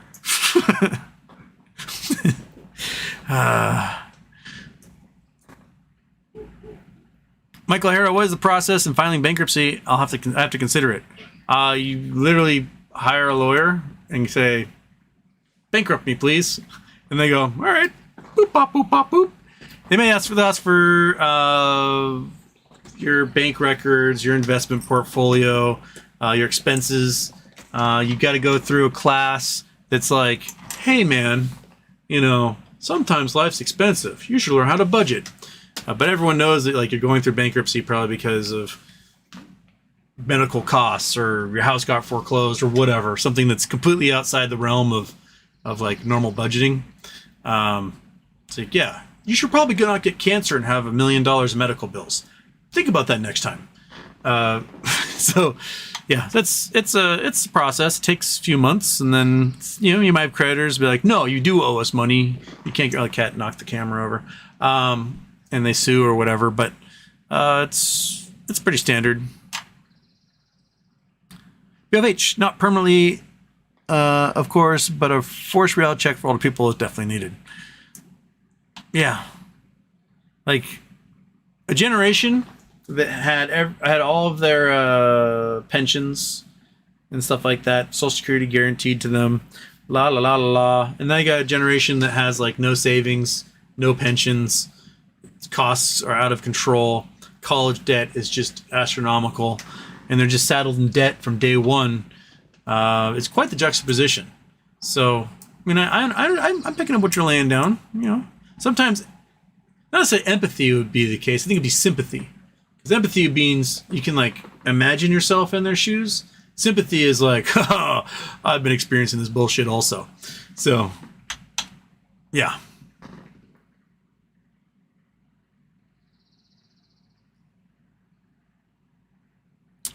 LA. Hit the like button. It costs you nothing. That's true. Carlos R. Hey, Wade. Happy 300th. May I pick your brain? I want to open a high yield retirement Vanguard. How would your marvelous brain begin? Pick one. There's quite a few different Vanguard index funds. I would actually pick a few of them. Not financial advice, not a financial advisor. But I would talk to somebody at Vanguard, say, hey, I want a high yield, whatever. And there's a few of them that do that. But I would spread them out across a different few funds that have the same goals, but might be focused on different aspects of the market. That way, if one goes down, the others might still hold high. And also, I would wait. I would, if you're going to invest in index funds beyond what you've maybe already invested, or like your generic, $200 a month, whatever, towards retirement, I would give it a wait until the economy goes in the complete shitter, because it's happening. And that, if you got cash on hand, then dump into all those index funds, because all those funds will grow really quickly after the economy collapses. So that's what has happened, previous times we've had recessions. You're staring at me. Is it because you're looking up on the shelf? Yeah? So, okay. We're an hour and a half in. We can get some. I'm also an hour and 5 minutes behind in the chat. Okay. Boom. Meaty deliciousness. And an excited, greedy little dog. You want it? Gotta come get it. Gotta show everybody what good looking girl you are. Gotta come get it. Oh yeah. Get it. Come on. Get it. Come on. It's right there. It's right there. It's right there. So close. Oh, I gotta lean for it. Come on. I'm not moving my hand. It's right there. I'm not taking it away. It's right there. Come on. You can get it. Come on. Come on. Oh, there we go. She's too polite. Other dogs would have just like kicked my ass and put a paw on my eyeball and gotten it. And camera shot. Gotta get that Jaws mouth. Dunt. There we go. So good. So tasty. So delicious. My cat. Cat has no idea what deliciousness you've just experienced. Julianne, if FINRA doesn't pay out for Acme, what will stop them from shutting down any short squeeze to protect the hedge funds out there? It's not to say that FINRA will be paying out. FINRA has no financial obligation whatsoever with any of this. It doesn't cost them a dime. They face no injury. All they would be told to do in ideal situation is the court says, all right, this is bullshit. You obviously halted this to help your buddies. So what I'm going to require is, I'm going to require you to put out a corporate action. This corporate action is going to say something along the lines of, all shares of NextBridge in any account, whether the AST, in a brokerage account, whatever, we're going to give them a common QSIP, and then we're going to set a 2-day period where shorts will close their short positions. And they'll be forced to close their short positions. So in your corporate action, you're going to say, this is a closed position only, and all brokerages must force close short positions. So that is, they're going to drain the accounts of short sellers, and they're going to force them to close those positions. And in 2 days, they got to do it at any price they possibly can, which is also going to tag the prime brokers, etc. So FINRA, it costs FINRA nothing to do this. They just go on the computer and they type in and they enter a corporate action. and they say this is how it's going to go, and the brokers go, okay. And they all change it to a common CUSIP number. They put it back on the market for 2 days, and they close that shit out. And so until they're down to 165 million shares, that's it. That's all she wrote. Like, the minute, if in a day of trading, they're down to 165 million shares, trading's over. They've closed all their positions. That's it. So, you know, if you weren't one of the ones to sell during that time, then you get next bridge shares. That's it. That's what the market should have done. That's what the market was going to do on the 9th and 12th of December. So, yeah, it won't cost FINRA a dime to do that. They literally just type a paragraph, put it on their corporate action list, the daily list, and the brokers go, okay. And the brokers types away. It takes 2 people, maybe. Person to go, type this, and the person to go, okay, and type it and hit enter.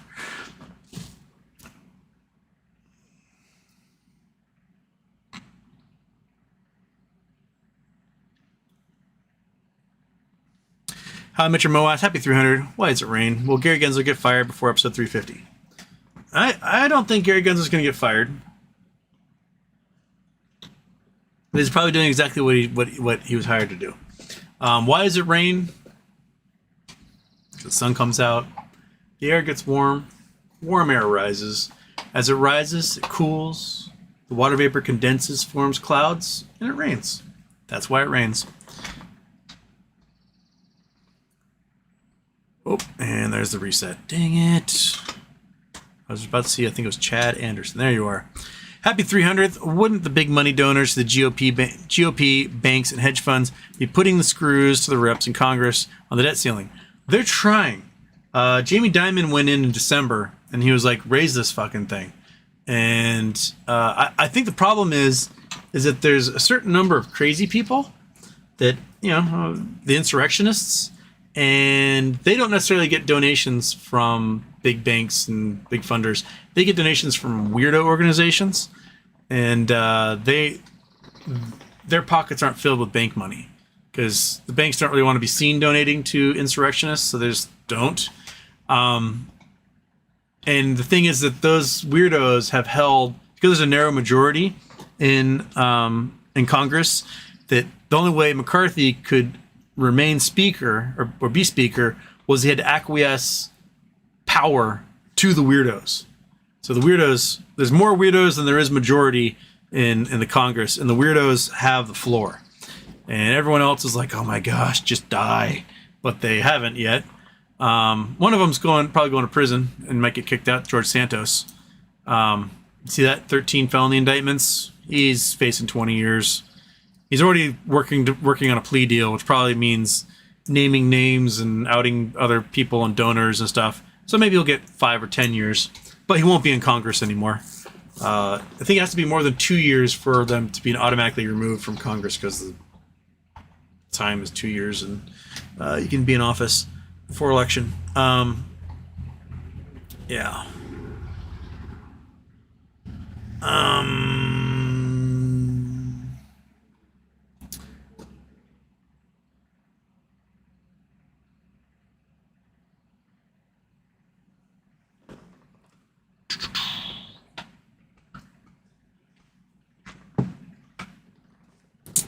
All right. SS Minnow Janssen.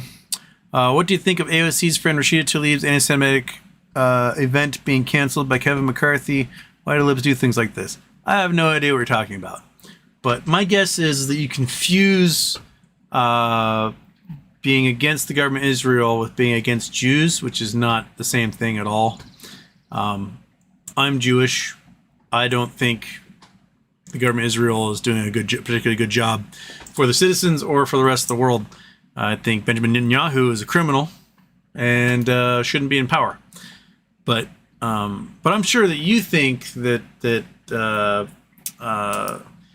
groups like AFIC are like strong Jewish groups, when in reality they're just a bunch of American evangelicals whose entire mission is to convince Israel to rebuild the Temple Mount to bring about the second coming and the end of the world.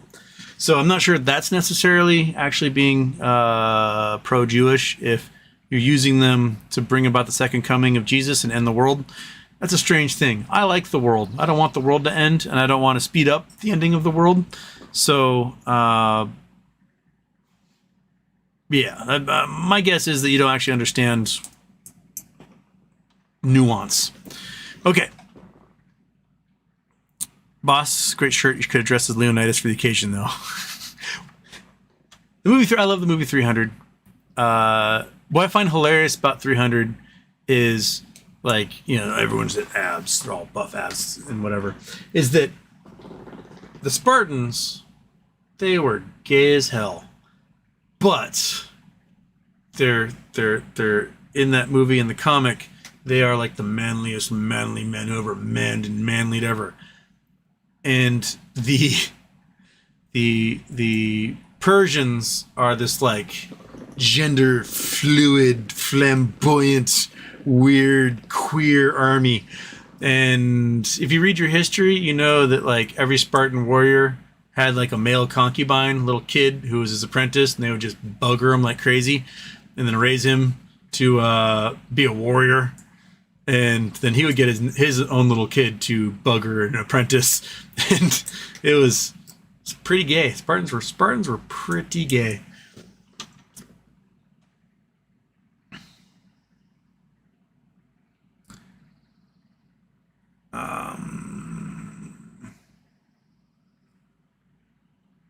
William Lobach, Houston. Don't mean this question to be confrontational. Do you have any political opinions that have nuance, or that you tried to come through life experience? They seem prepackaged left.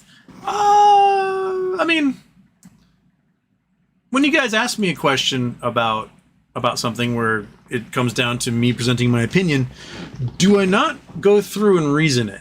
You might say it's prepackaged, but like, you have to game theory in your head. You have to figure out like what the benefit is of the position to take, who benefits, who loses, right? It's because there's winners and losers whenever there's a situation like universal health care. Losers, private health insurance companies, private hospitals, right? Will you feel for them? I hope not, because they don't have feelings for people. So yeah, I don't care if private hospitals and private insurance companies lose out in a universal system. At the same time, you have to look at the history of things. You have to look at the language used, the stats they pull. I think I did a pretty good job showing how the House was manipulating data to show as if they're making a solid point for why, like, they want to cancel the tax breaks and create work conditions for Medicare and things like that, or Medicaid. It's so, yeah, like anytime you guys want to challenge me on my beliefs, I have to be able to explain how and why I believe what I do. And you say it's prepackaged. I say I know what the fuck I'm talking about, which is a big thing. If you don't know what you're talking about, then how are you going to prepackage those ideas? But yeah, if I don't know what I'm talking about, I say I don't know what I'm talking about. I don't know about this. I don't know about that. I don't want to like bullshit you guys. You guys ask me questions all the time about various things in the news I haven't seen yet, or stock tickers I have no idea what they are. Like, can you tell me about this stock? And I look it up. I'm like, I don't know what this is. I'm not going to bullshit you. So I'm only going to talk about things I know about. And if you want to send me info, I'll read it and I'll synthesize it with information I have, and I can come out with an opinion on it. But no, I put in the work, man. It's not prepackaged. I put in the work. Wichita Sky Spy. Do you think long COVID might be something like encephalitis epidemic in the 1930s after the Spanish flu? Yeah. Yeah. We're seeing cognitive changes. Even mild cases of COVID have resulted in cognitive deficits in folks, in kids even. Kids did standardized tests before COVID, not measuring like their knowledge and stuff, but like basic mental acuity show like they're at one level in 2019 and 2022 they're down here. And they should have shown improvement over that time, or at least maintain the baseline. I think that we're in for quite the comeuppance societally wise, because we're getting dumber, and we weren't that bright to begin with. I've told you guys about when I was like sophomore in high school, I had this philosophy that all we had to do was really just turn all of our schools into palaces, pay teachers a fortune, make schools awesome, small class sizes, and society will get so much smarter. Like there's just so much ignorance brought about by a lack of education that all we had to do is we had to just like power through and show them what's what, make things better. And then I bagged groceries, and I realized that no amount of education could fix these stupid people. that most people are just mostly stupid, and they get by. They're just functional morons, and they get by not through their own, means, but because there's somebody else in their life who like ties their shoes for them. I don't necessarily know, but most people are kind of dumb. And this epiphany happened to me. I'm bagging groceries in the grocery line. It's Thanksgiving time. The lines are huge, and this woman like boop boop. And they're bagging her groceries and it's booping through the machine, and she hands over these coupons and boop boop. Meh. Oh, I'm sorry, this one's expired. It's for like pumpkin pie mix or something. And she's like, but I have a coupon. I'm like, yes, it's expired, a year ago. Well, you can't accept the coupon. But I have a coupon. And she's like, yes, the coupon is expired. It's garbage. And we cannot honor that coupon because it offers no discount anymore. A year ago, you could have gotten a discount. But I have a coupon. And it's like, oh my God, this is society. This is what we're dealing with. This is our future. This is who. This is our society. Peachy Sunday, happy 300th birthday, Houston. Thank you, Peachy Sunday. But yeah, we're doomed. So we're only gonna get dumber from here. Just gonna be dumb people teaching the new people come along dumber things, and then we're just an idiocracy, just spiraling the drain right now. William Morgan, it looks like an AI creation. Where's the real Houston? Blame Andrew. I am what he sent me. Carlos R. Hola, happy 300th. Congratulations. I have $5,000 I want to invest in a retirement account. What do you think about you asked the high yield Vanguard. Yeah, I mean, 5,000 high yield Vanguard is a good start, but because the compounding interest works, but you want to put more into it. We can calculate this sucker. Okay, let's go. Oops, got to turn off the Google Chrome, turn off the Google Earth. There's the calculator. Okay, wink. Let's clear it all. Okay, so you got $5,000 in there. And let's say the high yield is at 8%. Oops, I hit the wrong button. Times 1.0, whoops, 0.8. So you'll make, whoa, what the hell happened right there? Clear, 27, 5,000 times 1.08. There you go. So do $400 the first year, right? And then 432 the second year. So if we go through 20 years, so 2, 3, 4, 5, 6, 7, 8, 9, 10, 11, 12, 13, 14, 15, 16, 17, 18, 19, 20, you're at $23,000. So your $5,000 investment 20 years from now when you're looking to retire, you'll have, I don't know, 4 or 5 months of living off of that, right? But if you add money to it, I don't really have it's probably a calculator app I can do that. But if you're adding a couple $100 a month to that, right? $200 a month, so another $1,200 a year, or sorry, $2,400 a year. So you start with 5,000. You add $1,200 to it, right? That equals that. And how do I get to 6 million? What the hell's going on? 5,000 plus, oh, yeah, plus 2,400. All right, you're at 7,400 times 1.08. You get $7,992. But you add another $2,400 to that thing. All right, you have another 8% interest. You're at $11,000. So in 2 years, you're already halfway to what you would have been in 20 years, right? So you add another $2,400. What was that? Times 1.08. And in 3 years, you're at 14,000. You're now more than halfway to where you'll be in 20 years. And you just keep adding your $2,400.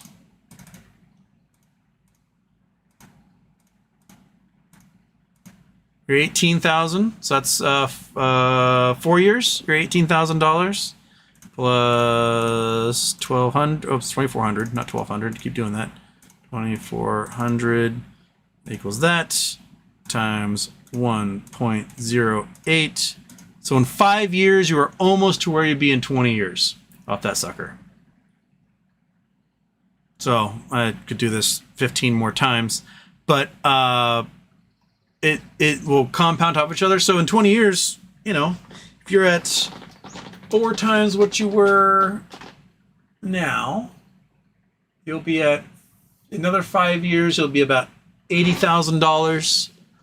Another 5 years after that, you'll be at $300,000. Another 5 years after that, you'll be at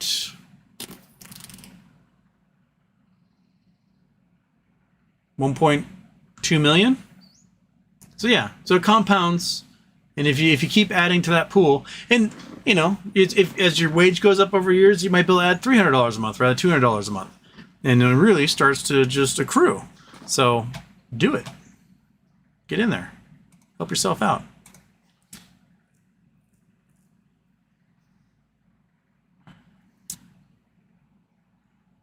Off meta, before your heads about string theory, I thought it was peak science. What is the end of the line for understanding physics? There's a few areas that we don't fully comprehend. One is grand unified theory. So, Big Bang, boom. So hot that matter can't exist. Matter shakes apart into constituent quarks. Slowly, as things cool off, we get things like electrons and protons forming. Then all of a sudden, the strong and weak nuclear forces combine, and eventually you get the electromotive force, and everything unifies. So we don't quite understand the process of what unifies these things as matter as things cool off. So we don't have a grand unified theory as to how everything works. We also can't see smaller than an electron. So electron microscope, we're literally bouncing electrons off of stuff. And we're using the reflection of those electrons to measure the size and shape and what something looks like. And we don't have a way of viewing anything smaller than that. As a result, when we use electrons to view stuff, we change the matter itself. So when you look at something as small as electron, you change the behavior of the electron and you're influencing it.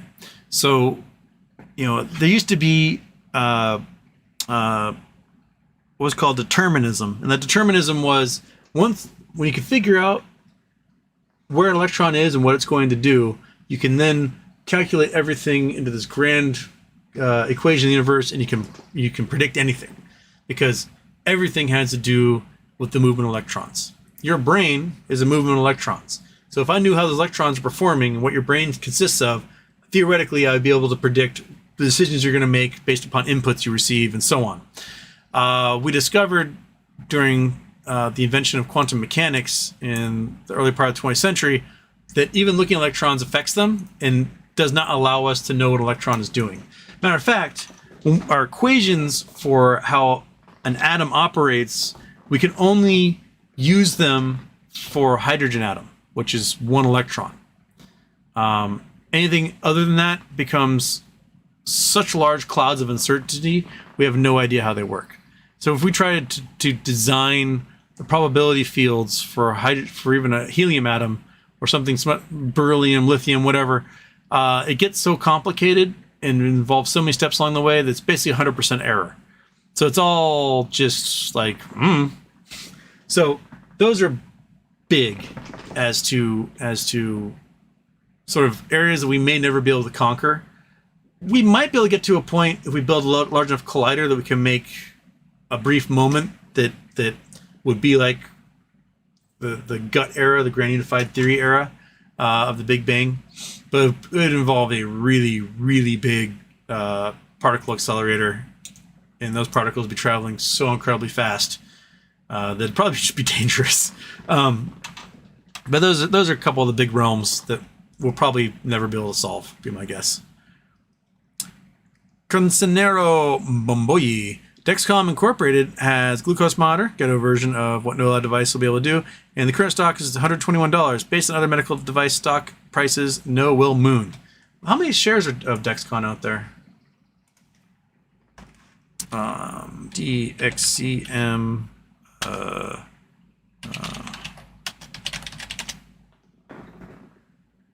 So they have 387 million shares. So the market value is 46 billion. Yeah, they're at 46 billion. And a lot of people don't use them because they don't like the invasive monitors. They still use test strips. But just imagine, everyone uses Dexcom will go to a non-invasive device should one become available. Everyone who uses test strips would gladly use a non-invasive device because they don't want to be pricking their fingers several times a day at the cost of $1 a prick. So, yeah, you'll be able to take the market share from both realms easily if No Labs gets approved. William Morgan, happy birthday, Houston. Thank you, William. Julianne, I'm on Superstonk. My son, who is permanently disabled. Oh, sorry. CSS, I think Superstonk. Social Security. I'm on Social Security. My son, who is permanently disabled, is on Social Security. My roommate is on Social Security. Not a single one of us vote GOP. Yeah, well, not everyone does. But like we need a safety net. And the money that you pay into Social Security, what Social Security does is they take the money you give them out of your paycheck. And then they invest that money into U.S. Treasury bonds. And it sits in those U.S. Treasury bonds, and as they make interest, they pay out what's owed to the current people on Social Security. And people die off, and people come in, and we are getting a balloon as boomers retire, so there's a big glut right now happening. But then the bonds get paid off, and you get a huge chunk of money back to Social Security, and they use that to buy more bonds and carry on. Social Security is not meant to like make you rich. It is just a simple, guaranteed investment, a low yield that's designed to cover those who need it and when they need it. I think one of the easiest ways to overcome any danger of not funding Social Security is to make the FICA tax above $90,000. If you make more than $90,000 a year, anything you've earned over that $90,000 is not taxed for Social Security or Medicare or Medicaid. So all the rich people who make a huge amount of money are not paying in more than the first $90,000 that they're taxed on of their income. So it's because they don't need Social Security, right? They've got huge investment programs. Oh, you don't need Social Security. Why would you pay? Why should you pay in? Well, their employees do, right? You know, I have no problem with rich people pulling $1,200 a month on Social Security. I'm okay with that. Let them pull $1,200 a month on Social Security if they're paying into the system. And I think you should just remove that limit. Any amount of income you make in the United States should be taxed towards Social Security, Medicare, and Medicaid.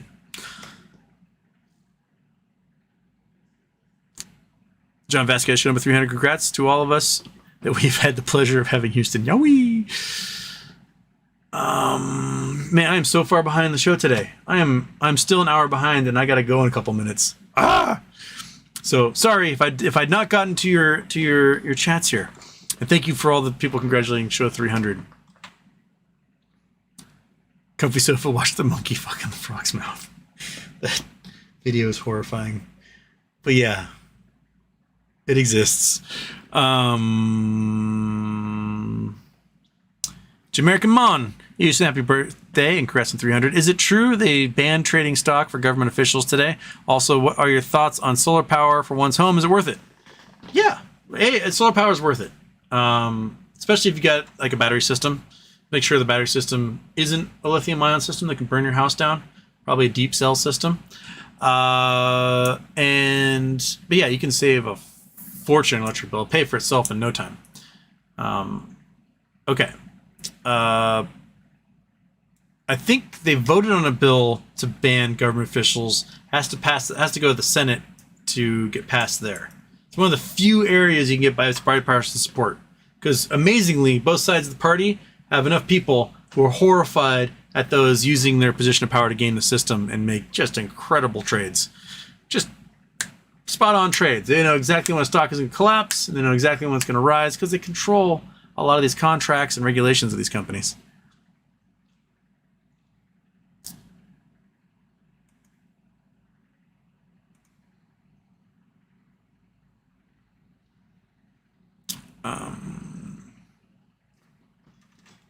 Andrew Vanderhelm, Houston, longtime watcher listener. You've indirectly influenced my wife and I to adopt a beautiful Catahoula puppy mix. Oh, yay! From a shelter anyways, have you heard of Toyota's hydrogen engine for the future? Yeah, Toyota and Honda have both been testing hydrogen engines in Los Angeles for the past couple of years. They have a few hydrogen fuel stations. They had a prototype that GM built a few years ago that was really cool. And it was a chassis, and you could like replace the cab of the chassis. You can make it a car or a truck or a van whenever you wanted. It was a drive-by-wire. But their fuel tank they had was really cool. Rather than just being a pressurized canister, which is terrifying to have a pressurized canister of hydrogen, it was this porous block. You actually fuel more hydrogen into it because it wasn't behaving like a gas, because the hydrogen molecules would statically bond to the tiny little surfaces, the little pukas, little holes in the porous surface. You actually fit a whole bunch more hydrogen in there than you would otherwise. And then the tank itself would systematically release hydrogen atoms to be used in the fuel system for the combustion chambers of these hydrogen cars. There's also the hydrogen cars that do some sort of weird fuel cell thing where they're like passing electrons and it's working much more like a battery. But yeah, they're cool. I'm all for it. To create the hydrogen, though, we're using a lot of electricity to do electrolysis or hydrolysis and pull the hydrogen out. So I'm not sure, where the inefficiency is in that, but at least it's producing water as an exhaust. Lee Meadows, Houston, love the show. What are your thoughts on this week's price action for BBYQ, and what's your opinion on the upcoming short term? Got to know now, but rewatch later. Never miss a show. I think it's interesting that foreign holders of debt for BBYQ filed yesterday. They're like, we're not contesting shit, which makes it easier for a buyer to come in and buy everything, because it's a pain because you have all these jurisdictions and all sorts of stuff you got to deal with. And so if they're not contesting anything, it means they'd just rather have a new owner and hope that they get paid rather than waiting 5 years for the court to finally like delete all their debt holdings. So the next big hearing is on, I think, the 16th. What day is the 16th? The 16th is Tuesday. So the next hearing, I think, is on the 16th. I could be totally wrong, but that's the date that pops in my head. So let's see what happens with bankruptcy hearing for that. If they announce a buyer or they whittle the list of potential buyers, I don't know.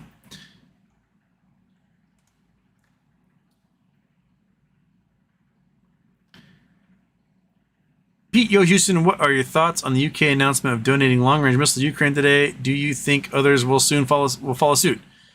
I think it's very good. Ukraine's been asking for like ATACMS for a long time. Now the UK is sending something that's equivalent. Maybe the United States will start sending some as well. We're replacing our ATACMS system anyway with a new modern system. So if we might as well donate them all to Ukraine. I think the fear was that Ukraine would like use them to like strike deep into Russia and further towards Moscow. I think it's pretty evident that if Ukraine launches anything into Russian territory, that they're hitting fuel depots and munitions warehouses. So that's totally legitimate targeting. And I think they've demonstrated that they aren't going to just willy-nilly, attack Moscow. Even though there's that drone strike that was total bullshit the other week. And notice how no one's even talking about it anymore. Like everyone realized it was such a false flag bullshit attack that like we can't believe anything you say, Russia. So yeah, I think it's a big step that they get some longer range stuff.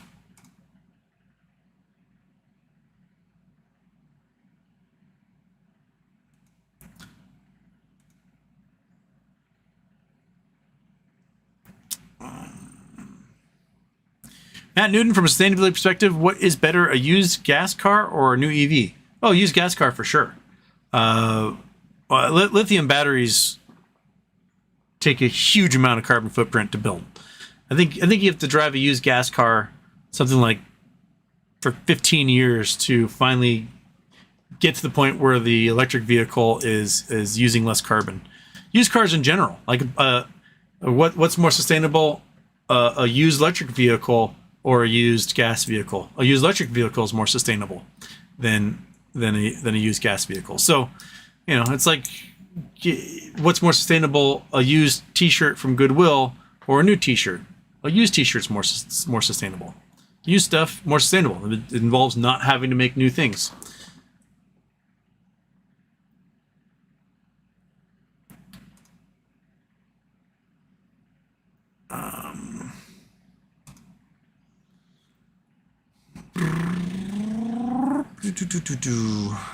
Good ditch Mitsubishi by a 4Runner. 4Runner is just a pinch too small. I need something a little bigger. Land Cruiser would be great, but the Land Cruiser gas mileage is terrible. I mean, Mitsubishi's not that great, but like 12 highway for a Land Cruiser, just garbage. You need something a little. It's just too expensive to run.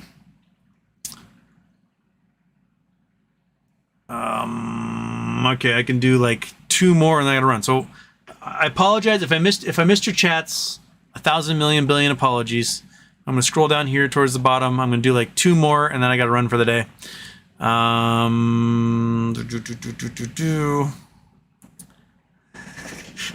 Quantum Shore, the but I have a coupon lady is the head of HR somewhere. Think about that.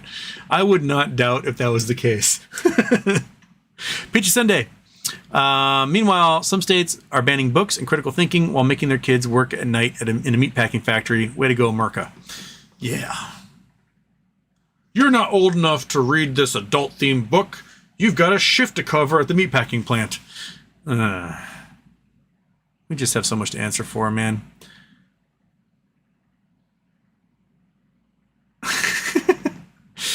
I'm not reading that one.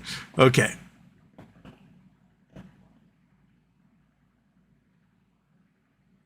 Michael Ahero, those tactical gun YouTube channels that promote their training school as a form of Spartan recruiting. Wink, wink.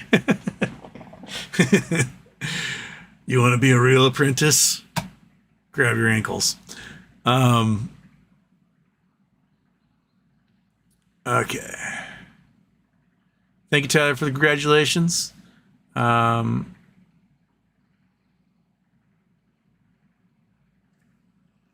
BOFH, the reason depositors are leaving banks is because banks are giving a fraction of a percent interest, but if you shove your money into a brokerage account and buy a market fund, it gives 4%. If you just have your money in some of the brokerage accounts, I get all these emails all the time from Robinhood. They're like, hey, if you have cash in our accounts, we'll give you a 4.78%. So right before the economy crashed, in like 2006, in my PayPal account, I was getting 12% interest in my PayPal account. So I took everything I had and I just put it into PayPal. I was getting 12% interest. So anytime I had savings, needed to have savings, yeah, 12% interest, no problem. Then the economy crashed. Whatever money market index funds or whatever PayPal was using was like, nope, we can't give 12% interest anymore.